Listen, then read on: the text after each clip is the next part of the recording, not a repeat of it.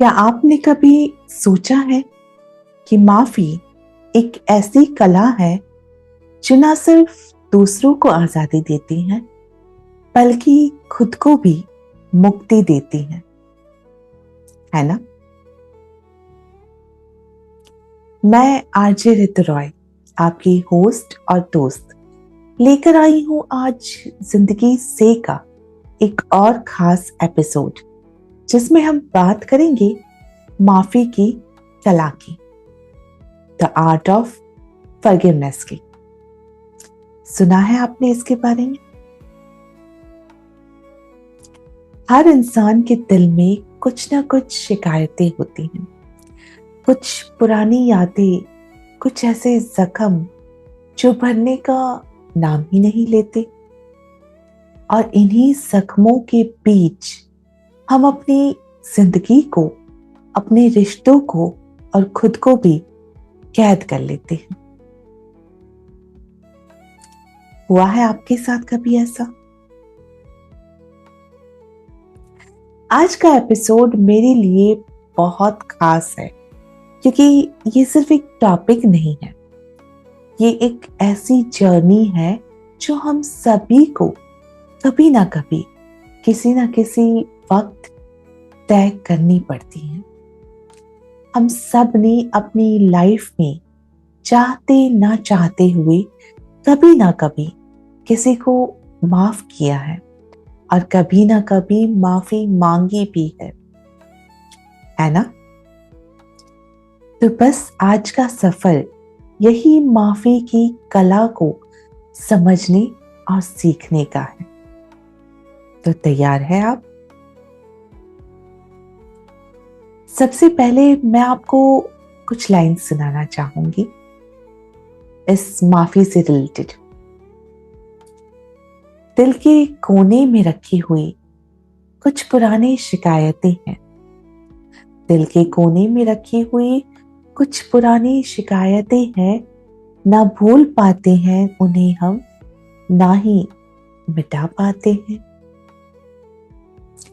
इन शिकायतों की जंजीर में खुद को जकड़ लिया है हम। माफी की चाबी हाथ में है पर दरवाजा नहीं खोल पाते हैं। दोस्तों, अक्सर हम सोचते हैं कि माफ करना कमजोरी की निशानी है, पर असल में माफ करना सबसे बड़ी ताकत है। ये वो कला है जो हमें आजाद करती है, न सिर्फ दूसरों के गुनाहों से बल्कि अपने दर्द से भी,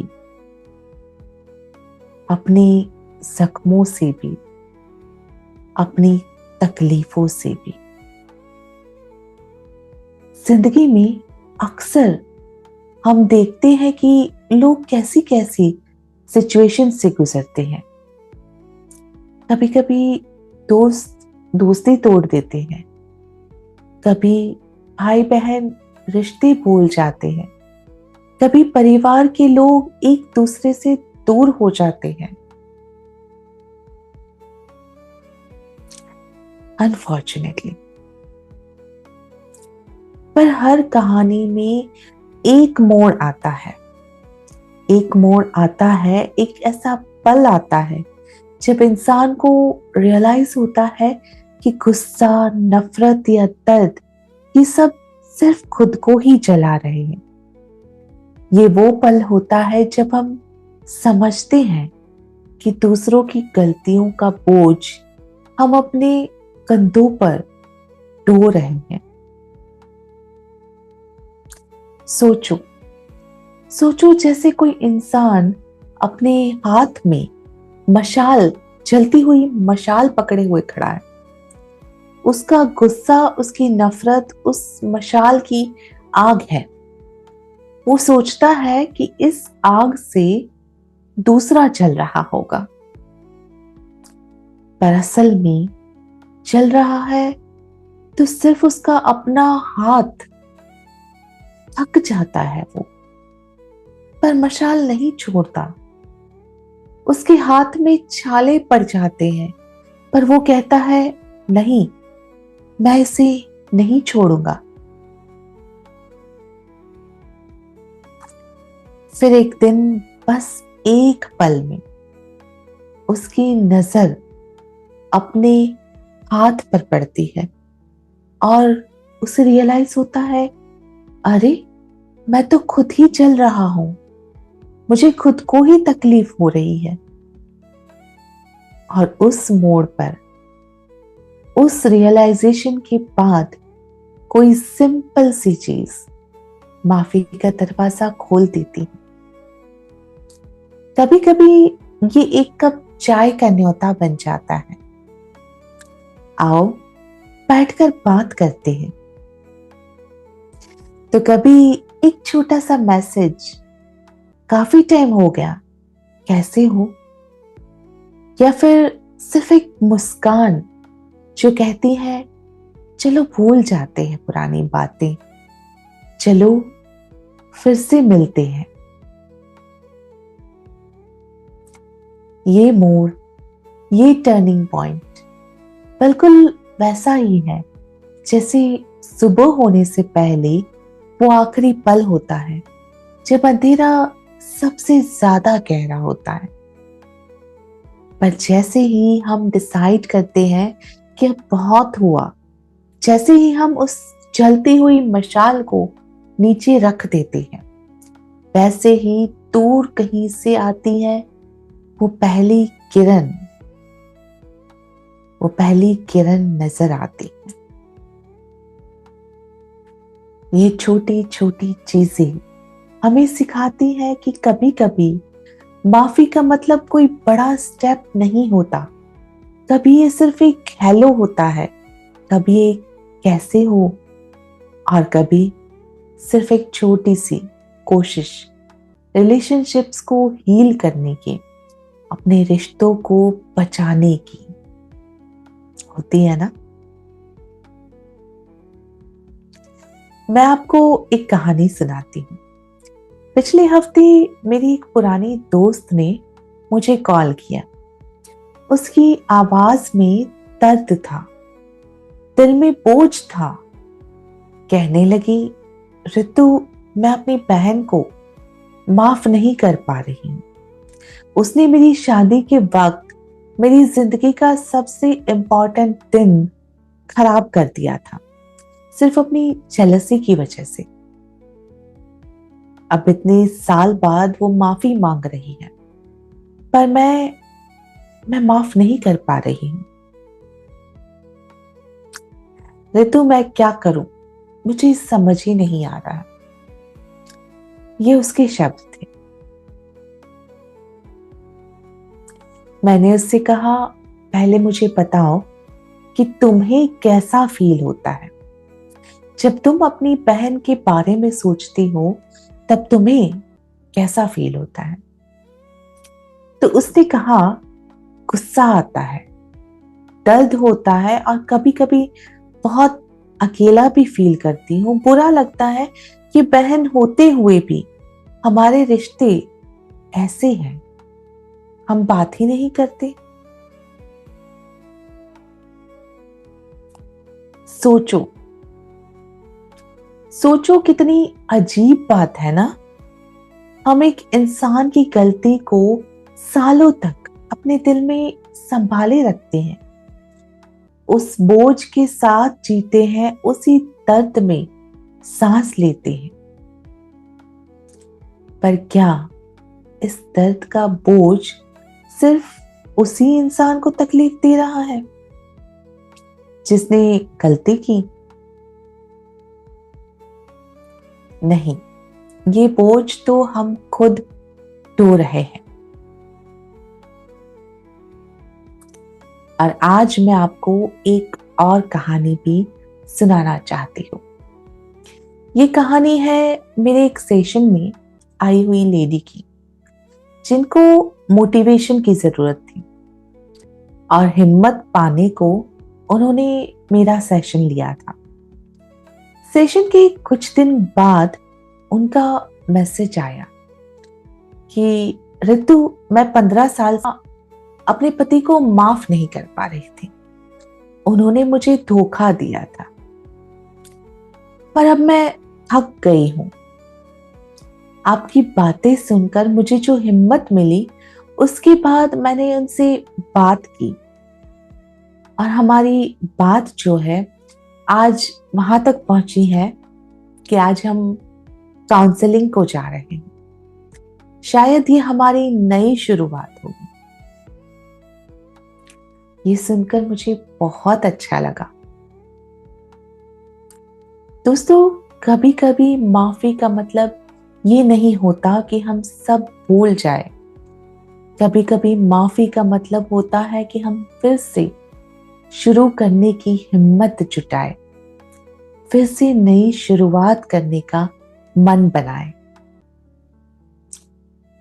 एक और शायरी शेयर करना चाहती हूं आप सभी से। किसी की गलती का बोझ उठाए, खुद की जिंदगी रूखी कर ली। किसी की गलती का बोझ उठाए, खुद की जिंदगी रूखी कर ली। माफी देने में देर करके खुद की ही आजादी छीन ली। पर जब खुला दिल का दरवाजा, तो हवा भी महक उठी। जो बोझ था सीने पर रखा, वो हटा तो खुशियां चहक उठी। कितना खूबसूरत कहा है ना दोस्तों। माफी की कला को समझने के लिए हमें 3 चीजें समझनी होगी। नंबर 1, माफी का मतलब भूलना नहीं है। माफ करने का मतलब ये नहीं है कि आप भूल जाए कि किसी ने आपके साथ क्या किया था। माफ करने का मतलब है कि आप उस दर्द को अपनी जिंदगी पर हावी ना होने दें। यादें रहेंगी, पर उनका बोझ वो नहीं रहेगा। नंबर 2, माफी खुद के लिए भी बहुत ज्यादा जरूरी है।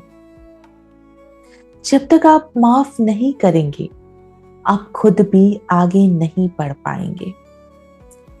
दूसरों की गलतियों का बोझ आपकी जिंदगी को रोक रहा है। माफी आपको आजादी देती है आगे बढ़ने की। नंबर 3, माफी का वक्त आपका अपना है। यानी कभी कभी जल्दी होती है तो कभी देर भी होती है।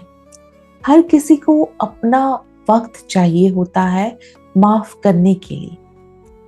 पर जितनी देर करेंगे, उतनी तकलीफ आप खुद को ही देंगे। इस बात को याद रखना। अब मैं आपको बताती हूं कि मेरी उस सहेली, जिसकी कहानी मैंने आपको सुनाई थी अभी, उसने क्या किया।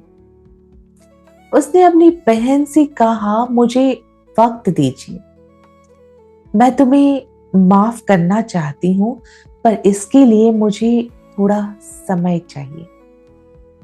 और पता है, यही पहला कदम था उसकी हीलिंग का। उसने मेरे समझाने पर यह मान लिया कि माफी जरूरी है, ना सिर्फ उसकी बहन के लिए बल्कि उसके खुद के लिए भी। मैं आपसे अब कुछ सवाल पूछना चाहती हूँ। ऑनेस्टली आप उसका जवाब खुद से पूछना। क्या आप भी किसी पुरानी शिकायत को अपने दिल में संभाले बैठे हैं? क्या आप भी किसी को माफ नहीं कर पा रहे? क्या आपने कभी सोचा है कि इस ना माफी का बोझ आपकी जिंदगी को कैसे प्रभावित कर रहा है? बी ऑनेस्ट एंड सोच कर देखो। आगे चलते हैं और अब मैं आपको माफी की कला सीखने के लिए कुछ प्रैक्टिकल स्टेप्स देना चाहती हूँ। नंबर 1, पहला कदम है अपने दर्द को पहचानिए। जो तकलीफ है उसे महसूस कीजिए, अपने गुस्से को समझिए, पर याद रखिए कि ये गुस्सा परमानेंट नहीं है। इससे बाहर आ सकते हैं, इससे बाहर आना मुमकिन है। दूसरा कदम, खुद से बात कीजिए। अपने आप से पूछिए कि ये दर्द कितना वाजिब है। क्या इस दर्द का बोझ उतारने का वक्त आ गया है? क्या आप तैयार हैं आगे बढ़ने के लिए? नंबर 3, तीसरा कदम, धीरे धीरे शुरू कीजिए। एक दिन में सब नहीं होता। छोटी छोटी शुरुआत से बड़ी माफी तक हर दिन थोड़ा थोड़ा बोझ उतारते जाइए और आगे बढ़ते जाइए। हो सकता है ना? ये कर सकते हो ना? अब कुछ और खूबसूरत लफ्ज मैं आपको सुनाना चाहूंगी जो मेरी बात को समझने में आपकी हेल्प करेंगे। माफी की राह पर चलने वालों, माफी की राह पर चलने वालों, मुश्किल है ये सफर, मगर हर कदम पे मिलेगी राहत, हर मोड़ पे मिलेगी आजादी। दिल के जख्मों को भरने दो, गुस्से की आग को ठंडा होने दो। जो छोड़ गए उनके लिए भी दुआ की खिड़की खुली रहने दो। माफी की सुबह आएगी, दर्द के बादल छट जाएंगे। जो बोझ थे सीने पर अपने, वो भी हंसकर हट जाएंगे। माफी की सुबह आएगी। मेरे प्यारे दोस्तों, आज के अंत में मैं आपसे एक छोटी सी रिक्वेस्ट करना चाहूंगी, पर ये रिक्वेस्ट छोटी सिर्फ कहने में है, क्योंकि इसके पीछे बहुत गहरा मतलब है। आज रात जब आप सोने से पहले अपने बिस्तर पर लेटे, तो बस 5 मिनट, सिर्फ 5 मिनट अपने लिए निकालिए। इन 5 मिनटों में अपने दिल के हर कोने में झांक कर देखिए। क्या वहां कोई पुरानी शिकायत, कोई दर्द, कोई गुस्सा अभी भी छुपा हुआ है? शायद वो आपका कोई पुराना दोस्त है जिसने आपका भरोसा, आपका विश्वास तोड़ा है, या कोई रिश्तेदार जिसने आपके बारे में गलत बातें कही, या कोई अपना जिसने आपकी फीलिंग्स को समझा ही नहीं, या फिर खुद आप ही है जो खुद को माफ नहीं कर पा रहे किसी पुरानी गलती के लिए। उन सब के बारे में सोचिए और खुद से ये सवाल करिए, क्या इस दर्द को लेकर चलते रहना जरूरी है? क्या ये बोझ मुझे आगे बढ़ने से रोक रहा है? क्या मैं इस बोझ को उतार कर हल्का महसूस नहीं करना चाहते?